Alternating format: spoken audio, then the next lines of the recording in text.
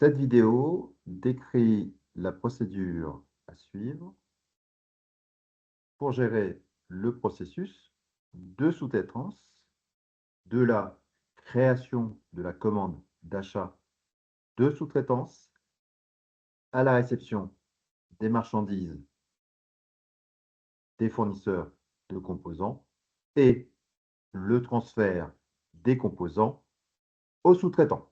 Il n'abordera pas la partie facturation. Donc, première chose, les composants sont configurés correctement. Donc, première chose, nous allons regarder sur un article.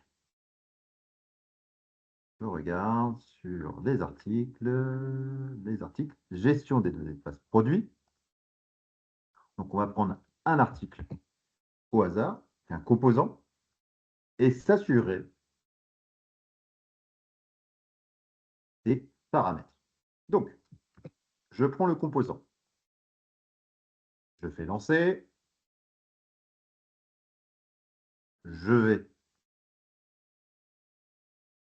directement dans la partie division.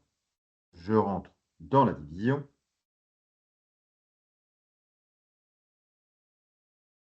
Première chose, je vérifie que le groupe de détermination du stock est bien Z001.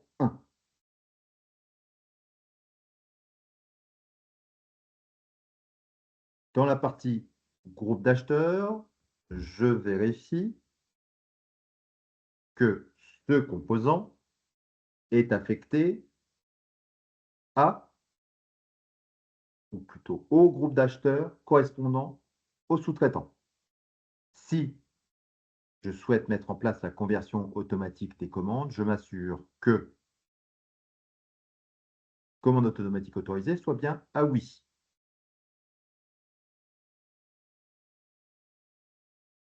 Rappel, si le composant en question est géré par plusieurs sous-traitants.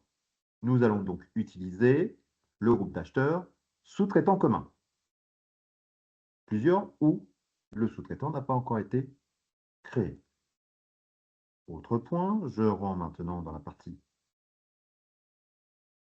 approvisionnement. Je m'assure que le magasin par défaut pour l'approvisionnement externe est bien ISO et le correspond bien au groupe d'acheteurs. Mon groupe d'acheteurs pour la sous-traitance, exemple Provendi, et le magasin par défaut externe, est bien Provendi. Si j'utilise le groupe d'acheteurs sous-traitant commun, je ne mets rien dans magasin par défaut pour approvisionnement externe.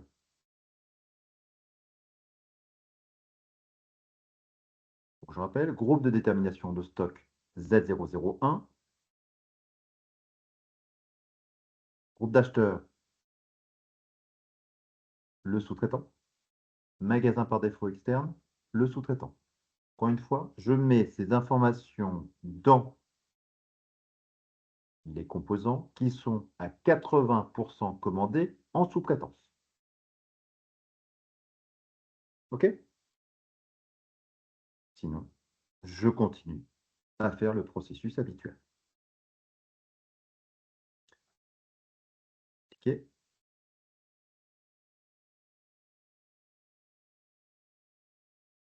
Donc, ces articles sont à 80% utilisés dans le flux de sous-traitance avec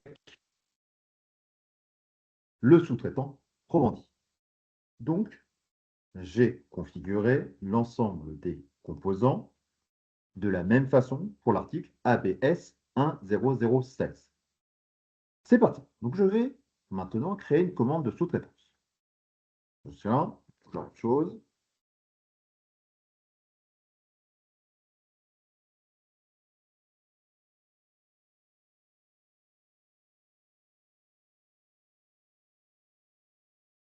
gestion des commandes d'achat. Je fais créer.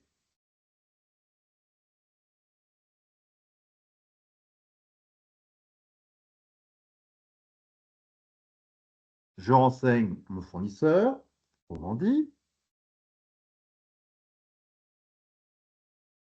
c'est de l'achat standard. Je fais entrer.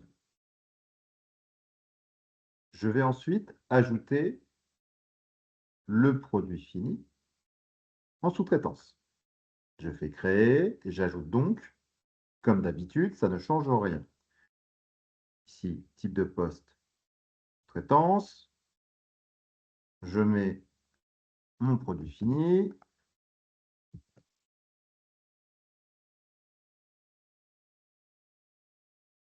Voilà.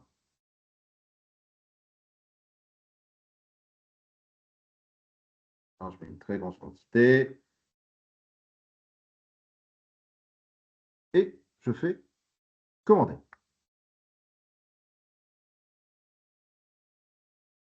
Ma commande d'achat est maintenant créée. Maintenant, je vais exécuter un MRP. Alors, on laisse le MRP tourner, hein. Là, je le fais uniquement pour les besoins de la démo.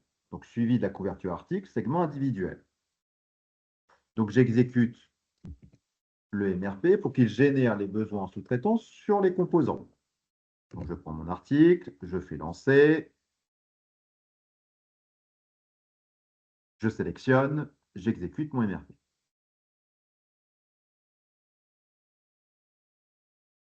Je visualise les informations et notamment ma commande d'achat. Je regarderai après sur mes sous-ensembles. Donc, je regarde, je vais chercher ma commande d'achat, donc la dernière que j'ai créée. Hop là. Donc, c'est celle-ci. Donc, la commande 265. Le nombre de pièces. Donc, je devrais retrouver dans mon processus de conversion des demandes en commandes les différentes demandes d'achat issues de la commande 465 sur ABS 1007. Donc, je regarde pour ça. Achat. Alors, traitement des, traitement des demandes d'achat. Si et seulement si, bien sûr, je n'utilise pas la conversion automatique des demandes d'achat en commande. Qu'est-ce que je fais en premier? Je vais utiliser, dans ce cas-là, le groupe d'acheteurs. Moi, j'utilise Provendi. Je cherche éventuellement ce qu'il y a sur Provendi. Je regarde Provendi. Si je faisais après, si j'adapte aussi mes filtres pour voir cette information, donc je mets groupe, description de groupe d'acheteurs, OK, et je mets aussi dans le visuel, donc je regarde bien que j'ai bien groupe, description, groupe d'acheteurs, et regroupé par désignation du groupe d'acheteurs. Je fais lancer.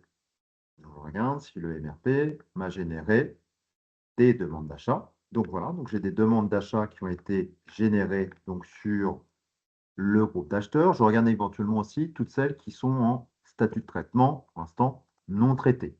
C'est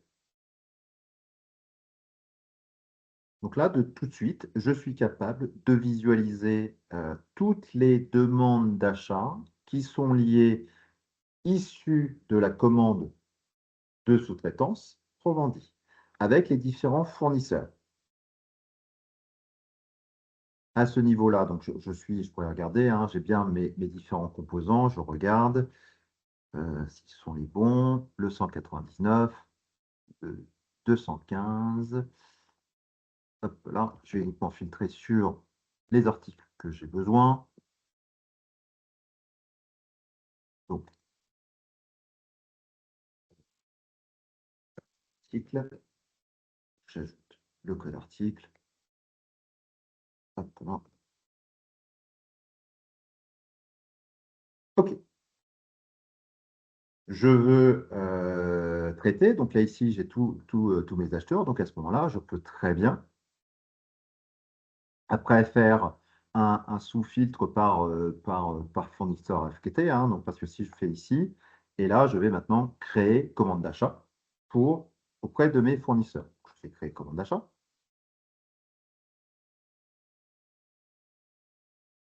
Donc, le système va me générer plusieurs commandes. Donc, la première, avec les informations, je reviendrai après, hein, tout simplement. Je fais sauvegarder. Première commande d'achat. Deuxième commande d'achat. OK. Troisième. Quatrième. Et cinquième. Maintenant, je veux faire le suivi. Donc, j'ai converti toutes mes demandes d'achat en commandes. Je veux faire mon suivi au niveau de mes commandes d'achat. Alors, je peux faire soit le suivi, pour voir ici, si je fais suivi commande, suivi des postes de commande d'achat.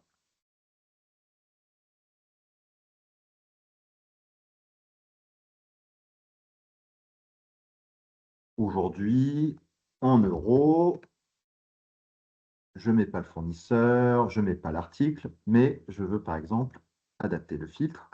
Groupe d'acheteurs. Sur le groupe d'acheteurs pour vendre. Voilà. Date de la commande d'achat, je vais prendre uniquement.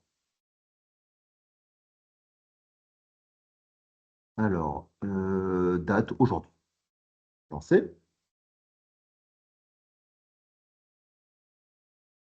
Donc, je retrouve toutes les commandes ici, réparties ici avec fournisseur. Et donc, si je vais voir à l'intérieur de cette commande d'achat,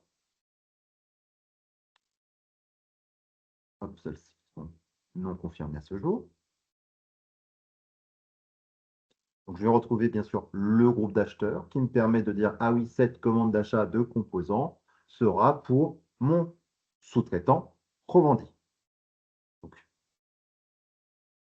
pourquoi ce flux, hein? C'est encore une fois, le fournisseur de composants va livrer directement mon sous-traitant. Ça me permet d'être plus efficient. Donc, l'adresse de livraison, on a bien Provandi, donc ça me permet tout de suite d'avertir mon fournisseur de composants pour livrer directement. Donc, maintenant que j'ai mes commandes d'achat, je regarde juste au niveau du pilotage des confirmations.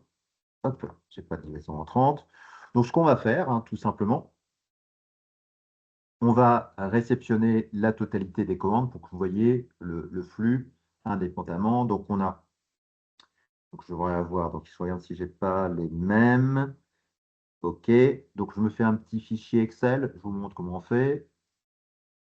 Je fais ça et j'exporte pour faciliter. Après, c'est uniquement pour les besoins de la démo, euh, pour faire la réception. Donc, je fais la réception. Donc, mes fournisseurs de composants m'avertissent au fur et à mesure qu'ils ont livré le sous-traitant. Donc, je vais aller dans enregistrement de mouvement de stock.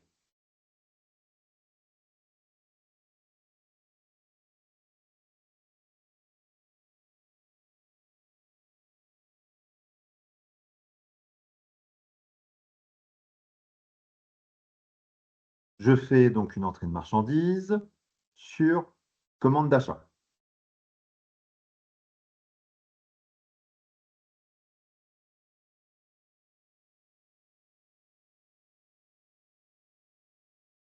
Donc, je renseigne la commande d'achat.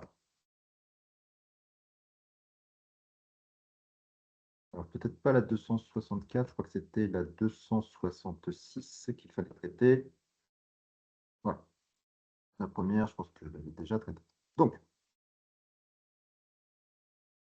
qu'est-ce que je fais? Donc, je réceptionne. Donc là, ça correspond en fait à une réception virtuelle. C'est-à-dire que là, ça me permet de confirmer que mon fournisseur a bien livré mon sous-traitant. Donc, à destination de Provandi.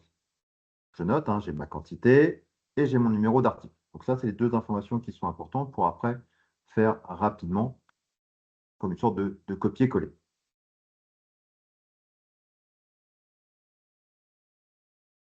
là, hop, je note les informations. Donc, c'est le code celui-ci. Et surtout, la quantité.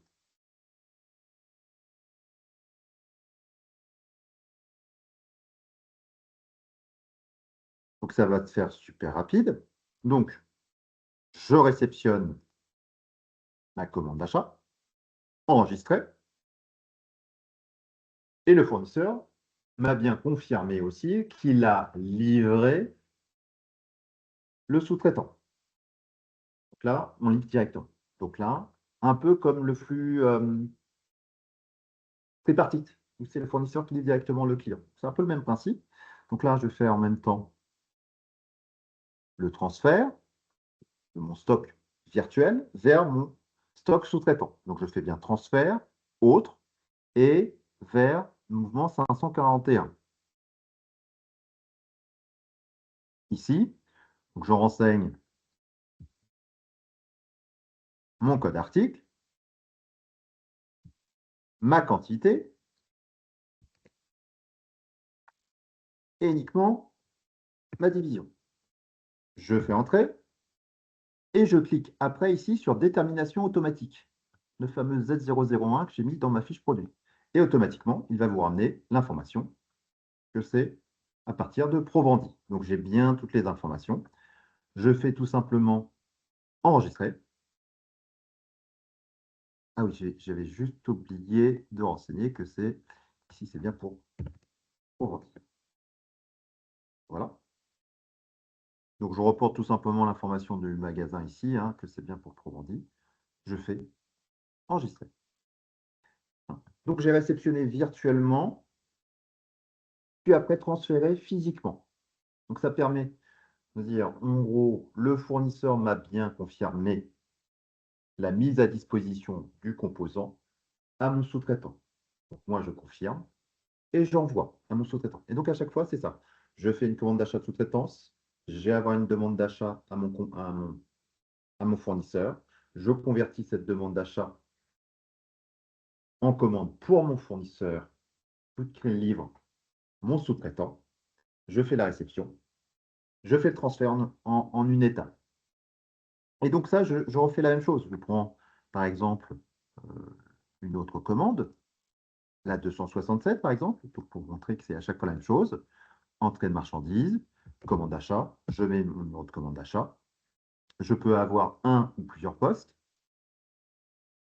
Donc ici, je note à chaque fois hein, mes quantités, que je peux bien sûr agréger. Hein. Je peux très bien, après, quand je vais faire le transfert, mettre la somme, sauf si j'ai une gestion par lot.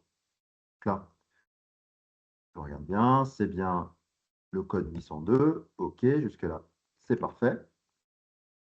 Donc, je pense surtout à la zone ici pour dire je confirme, mon fournisseur me confirme qu'il a expédié les marchandises à mon sous-traitant. Et après, mon sous-traitant me confirme qu'il a bien réceptionné. Ça pourrait être cette image-là. Mon fournisseur me confirme qu'il est en cours de livraison de mon sous-traitant.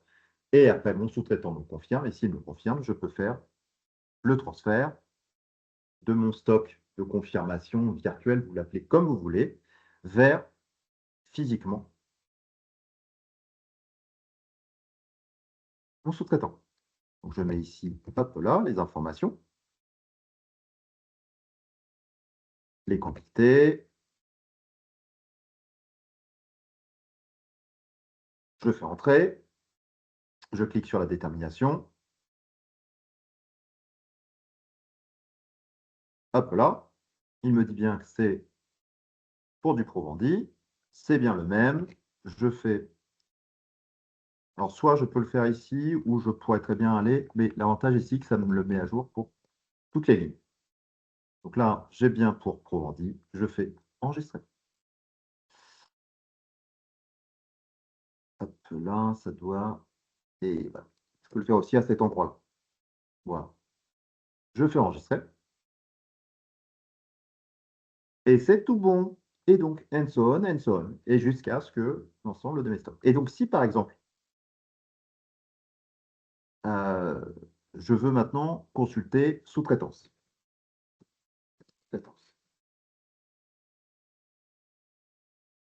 affichage stock de sous-traitance par fournisseur. Si je regarde par exemple composant fourni, mon fournisseur dit, je regarde les composants fournis.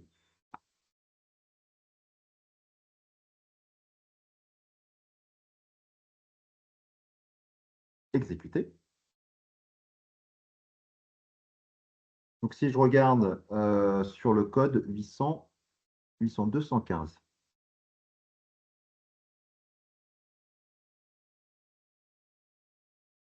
Hop là.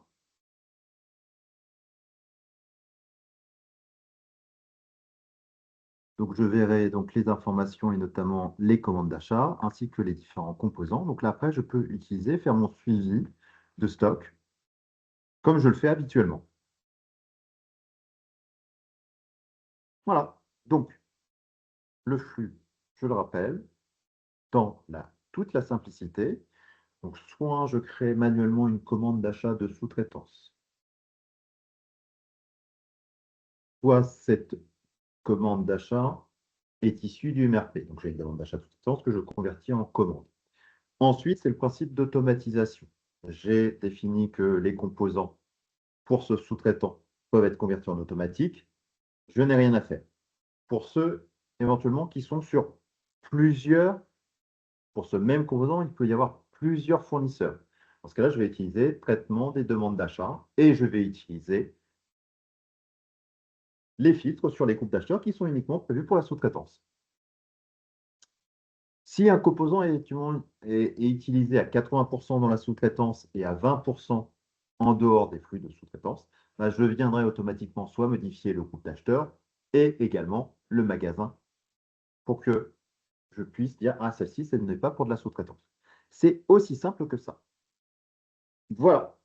Merci.